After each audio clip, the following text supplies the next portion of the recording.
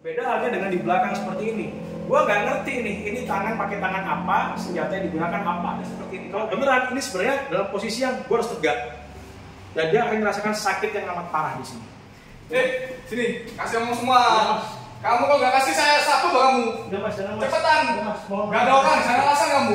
Kasih semua sini, cepet. Lama sekali, kasih ini mana? Ayo.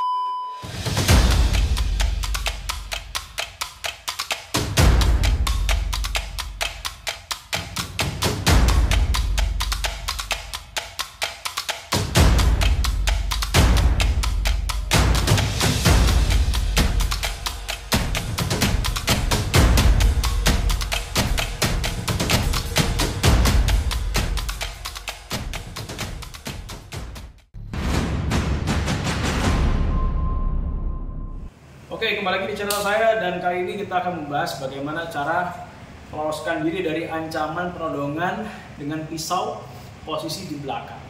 Oke, saksikan terus. Oke, jadi nanti saya akan dibantu dengan anak buah saya, Dendi, di mana nanti Dendi di sini sebagai pelaku kejahatan yang membawa knife dan kita di sini ada training knife. Jadi ini pisau dengan bahan elastis atau karet ya, sehingga tidak berbahaya ya pada saat digunakan khusus latihan.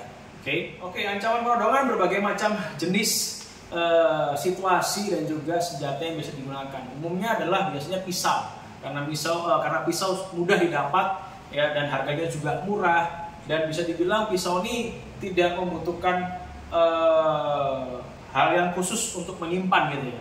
Jadi kita bisa sembunyikan dengan jaket ya, atau mungkin di kantong celana atau di dalam celana bagian depan, ataupun mungkin dalam posisi berjalan, pisau dalam posisi dilipat, ketutupan tangan. Jadi tidak membutuhkan tempat yang khusus untuk membawa pisau gitu. Beda halnya kalau kita misalkan bawa katana atau bawa tongkat atau bawa rifle misalkan yang kelihatan nyolok gitu ya.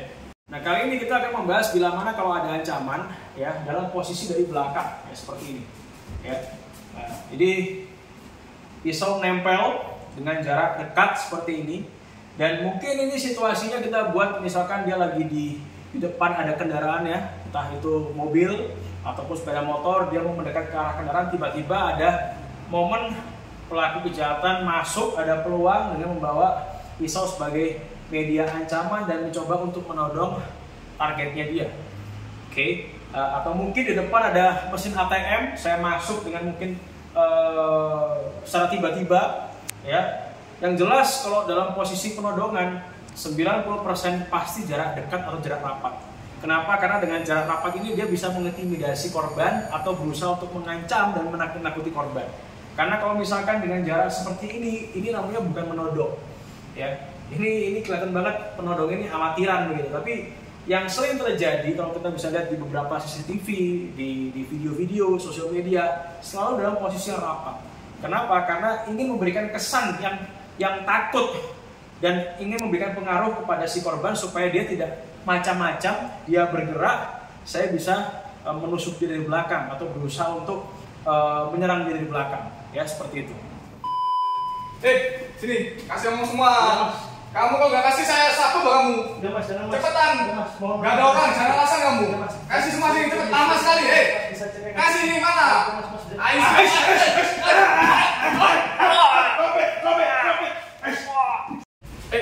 Sini kasih ngomong semua. Cepetan. Nanti kalau kamu nggak kasih saya cabut tuh. Iya mas. Cepat kasih semua. Jangan lama-lama. Saya cabut tuh. Saya itu loh. Satu. Cepet. Lama sekali.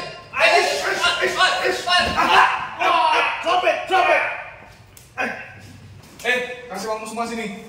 Semuanya yang ada kamu tuh ada banyak itu loh, kamu tak lihat. Jangan alasan. Serius mas bisa. Jangan alasan, nggak ada orang yang cepet. Jangan lama-lama. Saya punya anaknya. Cepetan. Nanti saya. Trompet. Ya, oke. Jadi dalam posisi dimana mungkin waktu itu gue lagi jalan ke depan atau mengarah ke tujuan yang memang gue pengen, tiba-tiba ada ancaman secara mendadak persis di belakang gue gitu. Ya, jadi yang jelas pasti bukan orang yang gue kenal ya. Dan yang kedua, dia pasti minta sesuatu, karena bentuk ancaman apapun pasti niatnya ingin meminta sesuatu, entah itu barang bawaan lo, informasi penting atau apapun lah, ya, bisa uang, HP, kunci kendaraan, perhiasan, dan apapun yang diinginkan sama dia. Sehingga pada dasarnya pasti ada komunikasi di sini. Ya, karena kalau misalkan memang dia niatnya membunuh dari tadi, pasti dari belakang dia udah nusuk gua. Bedanya di sini adalah dia posisi menempel, ya, dan dia di sini minta sesuatu dan kita ada komunikasi di sini. Coba minta sesuatu dia. Kasih uangmu semua. Di sini dia minta uang, udah jelas clear dia minta uang di sini. Tentu di sini gua harus berusaha untuk berpikir secara cepat apa yang harus gua lakukan. Begitu ada sesuatu gua merasa ada nempel di punggung gua, ya, sebisa mungkin yang pertama harus gua lakukan adalah respon komunikasinya dia. Pada saat dia berusaha ngajak ngomong, dia minta sesuatu, dia memerintahkan sesuatu, respon komunikasi dia dengan tentunya bahasa-bahasa yang tidak menyinggung perasaan dan juga tidak mengganggu emosinya dia. Karena dalam kondisi ini biasanya si pelaku terpengaruh dengan obat-obatan atau alkohol. Bila mana kalau misalkan gue merespon dengan kalimat atau dengan nada yang keras, tentunya itu akan memudahkan dia untuk menyerang gue, gitu ya. Karena di sini jelas posisi kita adalah 1-0. Apalagi gue terbatas secara visual. Beda halnya kalau misalkan ada ancaman dari depan, gue sudah mengerti nih, oh si penodong pakai tangan kanan, senjatanya apa, ya, dan di sini jelas pandangan gue lebih detail dari ujung kepala sampai ujung kaki. Beda halnya dengan di belakang seperti ini, gue nggak ngerti nih, ini tangan pakai tangan apa, senjata yang digunakan apa. Makanya poin terpenting adalah pada saat setelah kita melakukan komunikasi, yang kedua, lu sebisa mungkin harus berusaha untuk melirik ke belakang. Ya, gimana caranya entah. Ya, yang melirik jangan fokus ke senjatanya apa, tapi lebih kalau gua bisa ngasih tips adalah pada saat gua melirik di sisi kiri misalkan ya, gua akan melihat bahwa oh tangan kirinya dia kosong. Paling enggak di situ gua udah dapat jawaban bahwa dia menodong pakai tangan kanan. Ya, nah, misalnya kebalikannya misalkan. Oke, pada saat gua lirik seperti ini, oh di sini gua punya jawaban dia menodong pakai tangan kiri. Cuma situasi yang tadi adalah dia udah pakai tangan yang kanan, ya, dan gue melihat tangan kirinya kosong, ya, sehingga gue selalu berasumsi bahwa tangan kanannya dia berbahaya, entah senjata apapun itu, entah itu mungkin sendok, garpu atau pisau beneran sekalipun, gue selalu berasumsi bahwa ini adalah objek atau media yang berbahaya. Oke. Setelah gue melirik nih, oh tangan kirinya dia kosong, berarti jelas tangan kanan ya, di sini berarti clear tangan kanan, kita sepakat semua tangan kanan. Ya, tentu gue harus berusaha untuk melakukan sedikit drama atau melakukan gerak-gerik yang tidak mencurigakan, sehingga si pelaku pun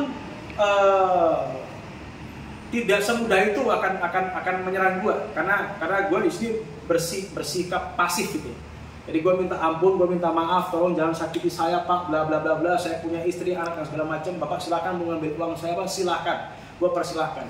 Jadi gue distract, gue pancing fokus dia sampai di mana pecah fokusnya. Disinilah baru gue memutuskan untuk mengambil. Kalau di Krav Maga kita ngomongin namanya inside defense. Jadi gue ke dalam. Jadi gue ke dalam dari ruang gerak pelaku. Ya, dan gue mengambil dengan tangan terdekat di sini. Karena dia udah pakai tangan kanan, otomatis gue berusaha belok ke kiri dan gue buang pakai tangan kiri di sini. Nah, setelah lu angkat tangan, lu minta ampun segala macam, respon komunikasinya dia, dan lu udah tahu tangan apa yang dipakai untuk melakukan todongan, ya, gua buang ke kiri dan tangan kiri gua berusaha untuk menempelkan tangan kiri gua ke tangan pelaku berbarengan dengan posisi badan gua harus berubah mengarah ke dia. Contohnya seperti ini gua dalam posisi diam di tempat ya. Jadi kalau misalkan gua cukup tangan doang, sedangkan kaki gua masih stuck ngadep ke sana, ya gua nggak bisa gerak di sini. Ya. Jadi gimana caranya gue harus bisa muter, ya, berbarengan dengan kaki, tangan dengan kaki dengan irama yang sama. Jadi one motion, satu gerakan, ya. Tangan gue seperti ini, dia mas bisa cek kantong saya, ya. Posisi tangan gue kaitkan dari bawah, gue angkat dan gue tempel di sini, ya. Dan di sisi yang sama juga, ya. Pada saat gue putar, siku sudah masuk ke arah wajah. Tapi karena kita latihan, biasanya gue mengajukan langsung pegang bahunya lawan aja atau bahu pasangan kita. Tapi kalau dalam kondisi real, sebenarnya siku ini sudah masuk menyerang ke arah kepala lawan. Ya, jangan lupa juga posisi kaki, ya jelas clear kalau posisi kaki kita, ya muternya harus banyak. Kalau gue segini, gue nggak mungkin nyampe.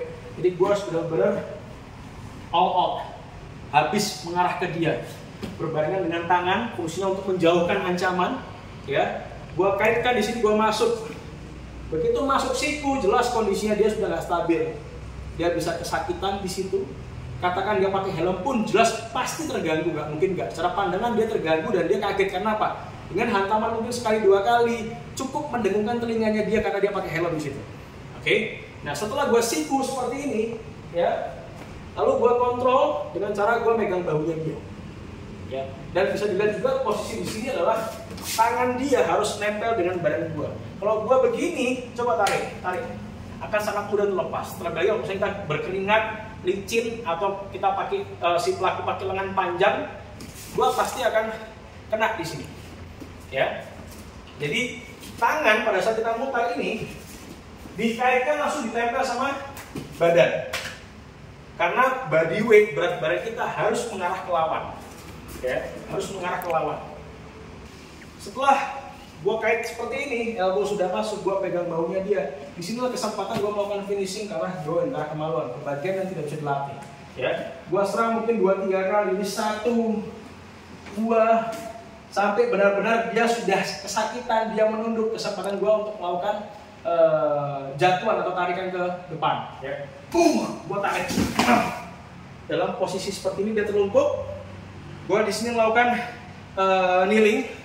Posisi 1, gue pressing ke kepala dia, yang kedua gue pressing ke pinggangnya dia dengan pengertian supaya dia susah untuk gerak. Coba gerak, dia susah.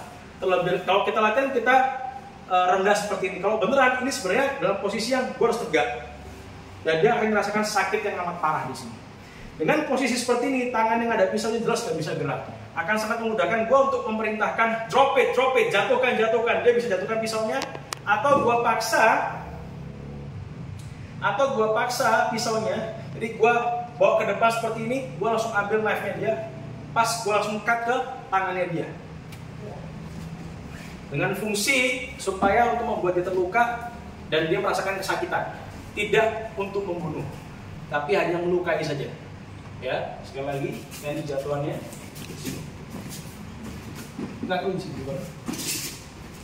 Ya, gue putar.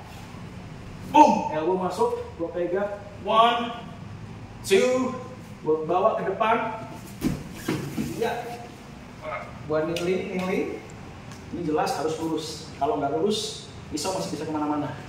Jadi gue kontrol di sini. Oke, gue ambil knife-nya, gue cut dia, sebisa mungkin gue ambil jarak, gue tinggal pergi. Poin terpenting adalah sedikit gue simpulkan saja. Yang pertama jelas gue harus melirik. Karena dengan itu bisa memastikan lo harus belok kiri atau belok kanan. Yang pertama lo melirik, yang kedua ya tentukan serangan yang memang lo ingin ambil. Yang ketiga, pada saat proses misalkan di bawah, lo bawa lawan lo di bawah, lo rampas pisau di situ, jangan pernah dipakai untuk melakukan tusukan berkali-kali ke bagian yang vital di situ. Kenapa? Karena nanti konteksnya adalah bukan pembelaan diri, melainkan lo malah melakukan rencana pembunuhan.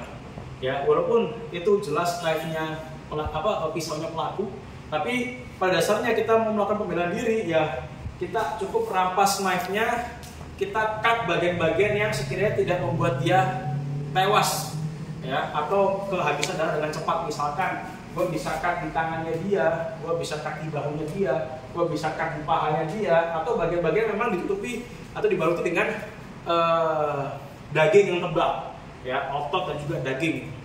Beda hanya kalau posisi udah terlungkup di bawah terus gua berkali-kali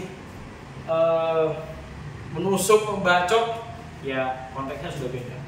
Oke, mungkin itu yang bisa gua sampaikan di video kali ini. Tentunya masih banyak detail karena nggak mungkin pada dasarnya lo bisa belajar langsung bersih sempurna dari YouTube. Ini sebagai gambaran saja bahwa bentuk ancaman seperti itu, jalan keluarnya masih ada. Oke, saksikan terus nanti video-video berikutnya.